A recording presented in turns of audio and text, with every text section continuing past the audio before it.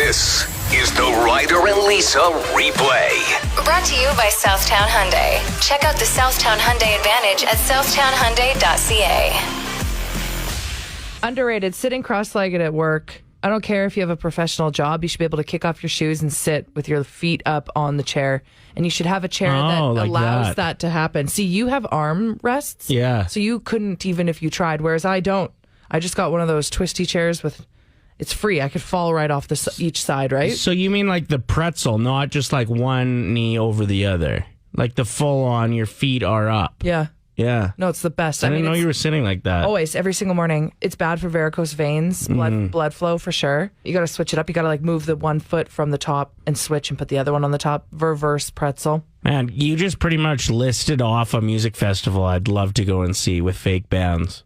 Reversible pretzel, varicose veins. Doesn't that sound like a bunch of awesome bands? Yeah. Swinging chair. I'm going to go with underrated today, and it is trashy television. Man, I like hook it to my varicose veins. Seriously, Ryder loves The Bachelor. He watches it alone. Okay. You do? About every fourth season, I'll watch like 3 episodes. Listen, and then like you don't have to get defensive. There's nothing wrong with enjoying. You literally just said it's underrated. No, but like I wouldn't even say it's full-blown trashy. I'm talking like worse. Joe Millionaire last night. Okay, but that's not what it's called anymore. Joe Millionaire for richer or poorer. It's called. Oh, I didn't know that. Yeah. I thought it was just called for richer for poorer. No, it's Joe Millionaire for richer or poorer. Okay. Get it together, okay? It was terrific. It was ridiculous. There was girls drunk. There was girls blowing their nose in curtains. There was arguments that you didn't know why they were arguing. Oh, just fueled me. Just dumb drama. Love it. And like the editing skills, there was one girl talking about her confidence and how like she has none. Always needs to get appreciation from men to feel comfortable. And then it just goes to a shot of her trying to get this guy's attention. She's just staring up at him. And it is like the timing of it all. It was terrific. It's on my TikTok if you want to see it. It is pretty funny. Ryder FM. I do think that the producers and the editors, the whole production team, they know exactly what the people want and they'll do whatever it takes. Like I remember Caitlin Bristow, who's from around here. She grew up in Leduc and she's famous now. She's been on Dancing with the Stars. She won Dancing with the Stars, didn't she? And she was the Bachelorette. She was on The Bachelor. And she said, like, oh, yeah, those producers, they want you to drink. Mm-hmm. Like, they purposely put those mimosas out at, like, 6 a.m. Because they know that what comes with it is... It's drama. Drama. Love it. Anyway, I would highly recommend giving Joe Millionaire for richer or poorer a chance if you're like me and love trash. You're upset about Timbits. Yeah, so the top 5 Timbits that were ranked... Dry ass old fashioned made it onto the top 5 list. How? Dogs were voting. That's how. And the more that people are responding to my video where I went off about this, it does make sense. Maybe it's based off of sales. Maybe there's just so many good dog owners out there that's why so many But do they bring those in? Like my grandpa's favorite donut was the old fashioned. And it's because he liked to dip it in his coffee. So I think it's just like a different vibe. Which, shouldn't a different vibe be able to make it into the top 5? Chocolate, first place. Birthday cake, second place. And then in there, we have the old-fashioned, the honey glaze, and the sour... Didn't the cruller make the list? No, the cruller didn't make the list. The sour cream did. Okay. See, crullers are gross too because they taste like someone already chewed on them and spit them out. I have a lot of opinions when it comes to Timbits and it fires some people up, so I do apologize. I just cannot believe that jelly-filled Timbits didn't crack the top 5.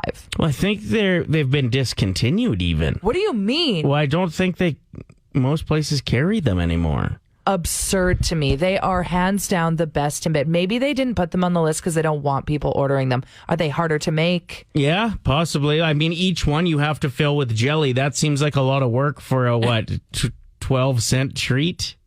Let's find out if they are. I'm going to call Timmy's here. Morning to Martin. How may I help you? Hi there. Do you have jelly-filled Timbits still, or are those a thing of the past? No, we do not. Actually, just let me check. I don't think I have any. Just one moment. Bless.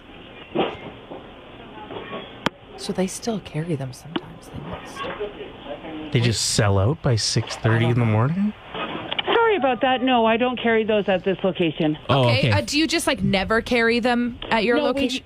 We used to carry them a while ago, and then they've changed them to something else now. Okay, thank you. You're welcome. Bye-bye. She seemed nice. What do you mean? Why'd we hang up? What does she mean by they changed them to something else? What's in them now? Well, no, they're not. They just only have a certain amount of space, right? So the Timbits are in there now. Oh, I thought she meant they just changed the recipe of the jelly filled. I was like, T wrote in saying, I personally don't like the new Timbits boxes. I haven't been in so long. What's happening? They wrote in again saying they're ugly little brown boxes with no handle anymore. No handle? How are you supposed to bring those into a hockey tournament? Sorry. So specific. How do you get those into like a work meeting? Yeah, I guess you'd carry them like a box of donuts. They don't have handles, right? But I did want to give some love to everyone that does give their dog a dry ass old fashioned Timbit. Quit hating on the old fashioned so much. I'd go for one right now. Dip it in your tea. Like, no, Grandma. Play 107. You were a teacher's pet, I would imagine, hey? Only in grade 4. That's so specific. Yeah. No, I had 2 teachers in grade 4, Mr. and Mrs. Anderson. They were married and they both taught our class. It was crazy. Isn't that weird? So did they both work like half time? Yeah. So Mrs. Anderson did like English and what else did she do? Was it just English? I swear Mr. Anderson did majority of it. He did like math, science, gym, all that kind of stuff. So the guy just couldn't spell? He brings in his ringer, his wife. It was awesome, but It's so strange. I've never heard of that setup before. Yeah, he was the first person that ever told me that I should be on a stage. You should act, like you should get into musical theater. And then I did. And I didn't even, I would like show up to auditions for things. And my parents were like, since when do you enjoy theater so much? And that's kind of what kickstarted it. So that's the only teacher that's ever inspired me either, which is pathetic to say. No, he was great. What about you? Were you ever a teacher's No, pet? teachers hated me. Yeah, Kate, I overheard you talking to your mom on the phone the other night, and she was like bringing up teachers that were so rude to you. And I thought it was really strange. Like, why? Is that a small town thing? No, okay. So I think it was just that, like, I wasn't a great student because the way that they taught, especially back then, didn't work for Your brain. how my brain's built. Yeah. So like with ADHD, I couldn't sit still. I could imagine I would be annoying as hell. Like it's why I didn't become a teacher is because I wouldn't want to teach kids like me. Oh no. So I get it. Like I would have been very frustrating to have in a class because I would have been the class clown trying to get other people's attention and all because I couldn't focus. And so they're just like defense mechanisms to not having a hard look at yourself and the way you learn. You just end up doing things that, give you endorphins, which were entertaining instead. Right. So you're the reason majority of the teachers in your hometown have gray hair. Yeah. So my mom was very awesome with like standing up for me. Okay. When I would get... Oh my God, I would love to be a fly on the wall. Did she show up to the school sometimes? Oh yeah. Like we even Really? had meetings with me and a bunch of teachers and her. And she'd just like, she'd let them all go off in front of me, which was so weird. The energy of that. Like, That's so dramatic. This needs to be some sort of reality show. Like, yeah. It's so strange to me. I'd never had any meetings like that. And then mom would just tee off and I'd be like, whoa, you really told it to those teachers. And like, you can't talk to teachers like that as a student, but like hearing your mom do it was pretty badass. But I just came across a tweet that I think kind of sums it up perfectly. Yeah. It said, teachers used to really beef with me. Like, bro, I'm 14. Relax. Okay, I would love to hear from our teacher listeners, though. Are they working this week? If the students aren't No. in, the teachers are still going in, though, aren't they? They probably say they are. I don't know. Let's be honest. We have a lot of teacher friends. We should hit them up and ask them. But do you have that one student? You can remain anonymous. Do you have a rider in your class? That tweet reminds me of a tweet that's equally as hilarious. And it said, Voldemort really be beefing with a 10-year-old. It's so true. Yeah, very similar energy. Yeah. Play 107, Ryder and Lisa. Time for our 2022 predictions for the year. And I'll save this audio, and then next year at this time, we will unveil how we did if we still have jobs. I did some predictions last year, but they didn't go real well. You may have been on vacation because I just have mine here. I probably just didn't save mine to my computer because I was like, he'll never remember to circle back to this. I had that the COVID vaccination would be readily available to all Canadians a lot sooner than we thought. I think that's a check mark. They rolled that out pretty quick last year, I thought. All the days are blended together, so I actually don't know. I guess that the oil sector would have a big bounce back year. And? It did. Okay. I guess that the Oilers would beat Tampa Bay in the Stanley Cup final. Did not happen. Close. We got swept in the first round. And I guess that Mayor Iveson would dive into provincial politics and take over the Alberta Party. No. That was for 2021? Yeah. Okay. That was my guess for over the last year, which didn't happen as well. So 2 out of 4, not bad. This year we decided to put it into categories. So we'll start with relationship prediction. What do you got for 2022? Okay, so I think that Hermione and Draco Malfoy will end up together in real life. After watching that reunion special and them both saying how they love each other, it could happen, and I'm just going to assume it will. Okay. I'm guessing Selena Gomez and Chris Evans will become actually engaged. Engaged. They're rumored to be seeing each other at this point. Still? Yeah, I think so. Okay. So that's my guess. Unless Lizzo gets in there. She's got a big crush on Chris Evans. She loves him, yeah. Okay, local prediction. I think that Doan's will make a triumphant return. Doan's soup, like their chicken curry soup. Yeah. Oh my God. With the potatoes in it, the onions. It is the best. Perfect. It was the best soup in the world. And they had 2 locations, right? Yeah, they had one on Jasper and then one in Strathcona. Yeah. God, that place was good. Okay. It was so good. My local prediction for 2022 is that the Oilers will have a strong second half of the season, win 2 playoff series, and end up losing to Colorado in the Western Final, which I think the fans would take at this point. Oh, yeah, we'll take just anything. Some progression, yeah. Next up, we have a death. This is kind of the sad part of our 2022 predictions. Who do you think's kicking the bucket? I hate to say it, but it's going to be Tara Reid.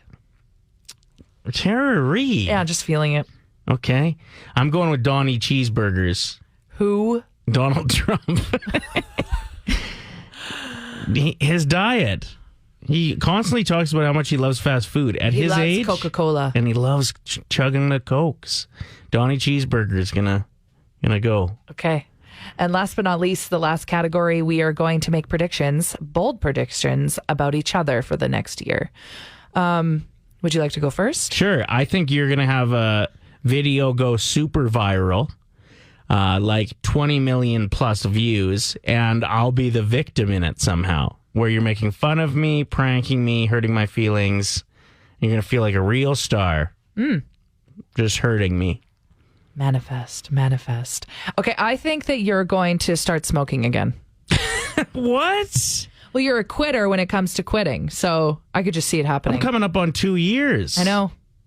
It's about that time. You're going to pick up a pack. No.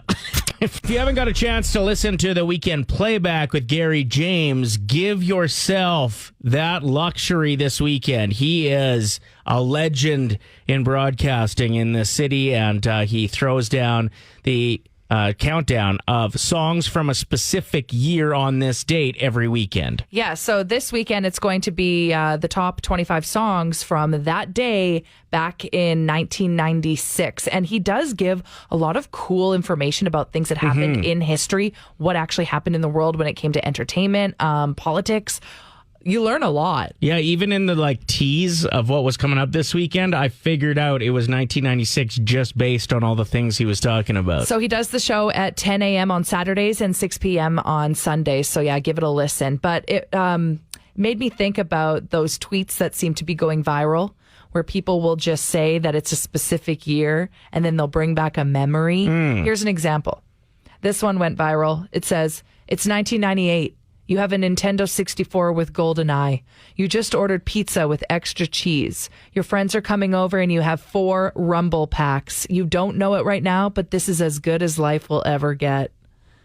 Okay, so we want to take a run at this. Yeah. And we might make this a weekly thing with whatever year Gary James is counting down. Okay, so that was 98, but we got to go back 2 years before that. 1996 is the year of the countdown over the weekend. What was the last sentence in that tweet that you read? It said, you don't know it right now, but this is as good as life will ever get. We could also shorten it and just say life is good. Yeah, okay, I agree. Okay, so we'll call this the Life is Good segment. We want you to get in on it.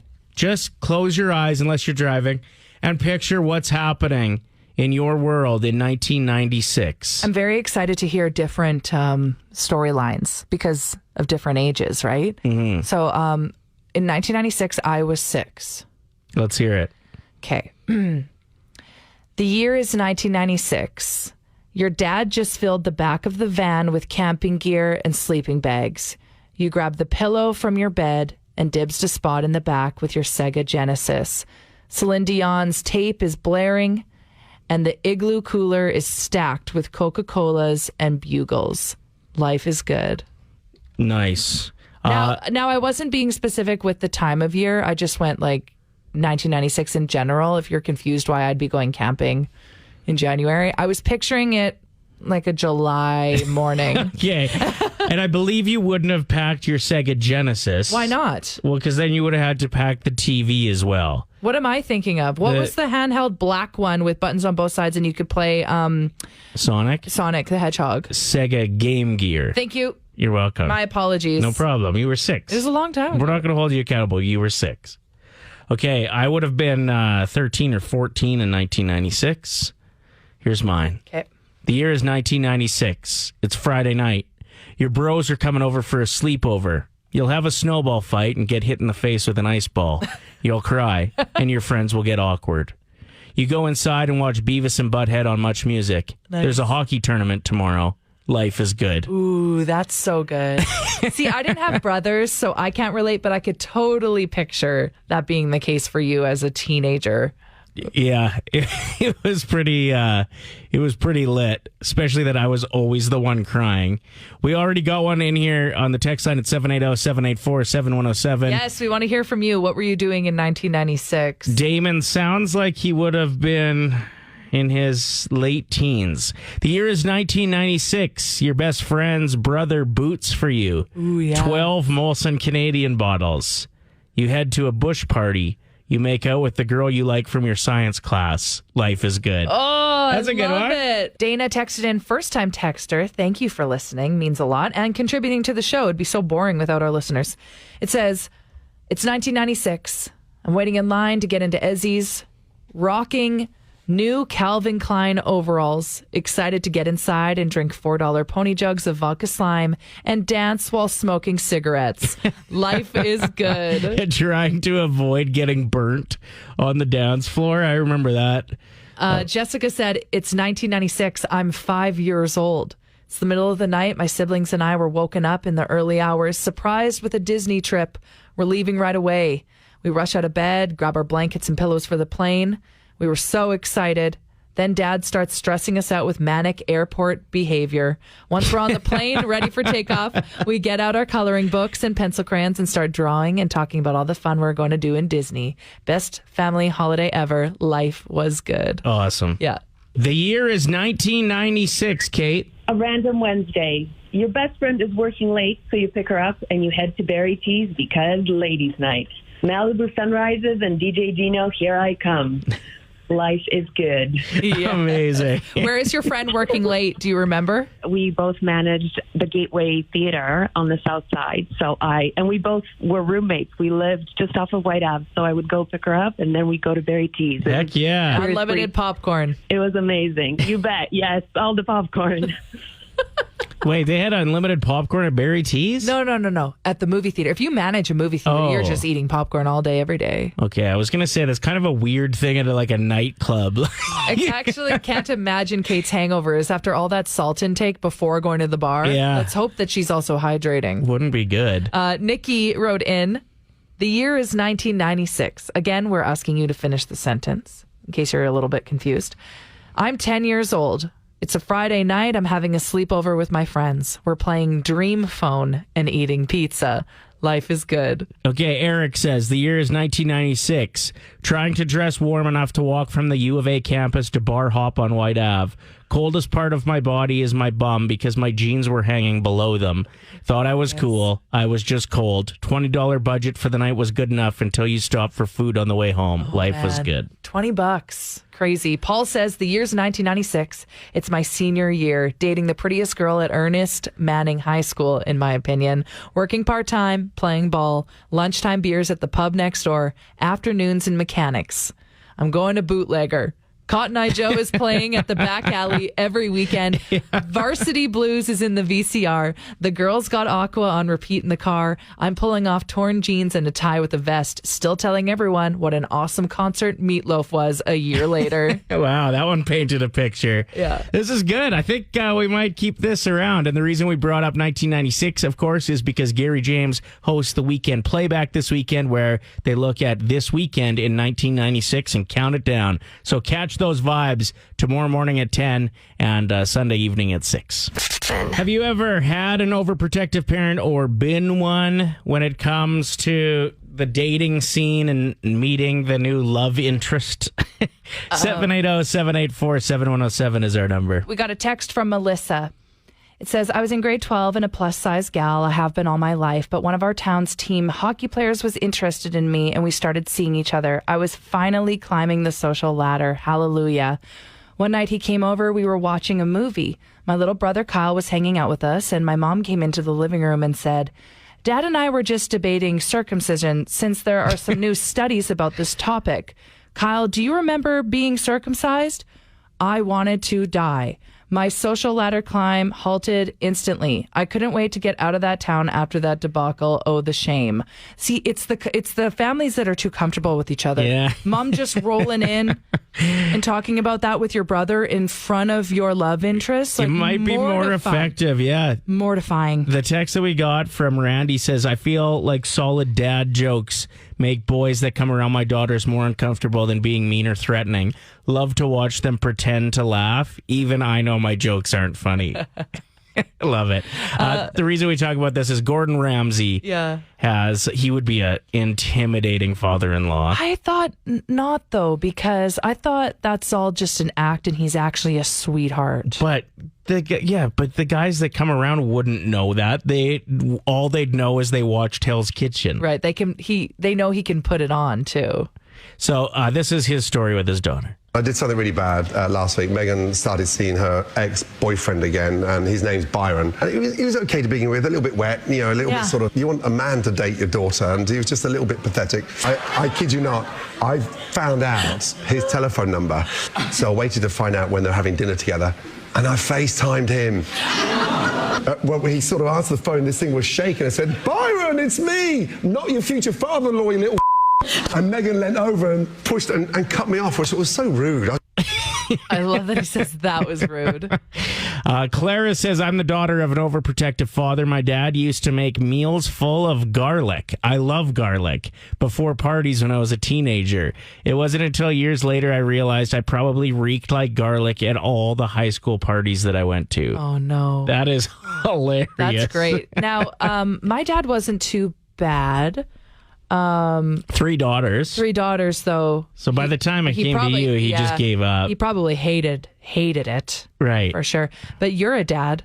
Can you picture yourself being someone that's a bit overprotective, or do you think you'll be more lax? Yeah, I think it's fairly dated to do the overprotective, like tough guy thing. Like, it depends how old she is, I think, too. Like, I'd probably be pretty protective if, like, she's 13 and a 17-year-old comes around. Yeah. You know what I mean? Or, like, something uncomfortable like that. But if it's cute and Like, You want to make them feel comfortable around you. I would feel all right having a conversation about how I just expect her to be respected in the same way that I hope she is respectful to him. But Well, that's the thing about you as a dad. I could see you being very open and having meaningful conversations with these Right. people, and maybe they're not used to that. So that could even be scary, more scary than the silent dad in the corner.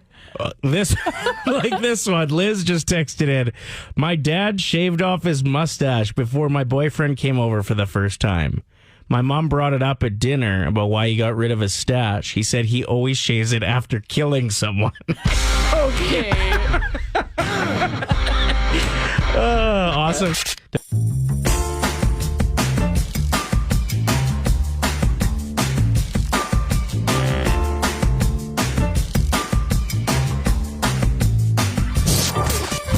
Ryder and Lisa. Brought to you by Southtown Hyundai. Play 107.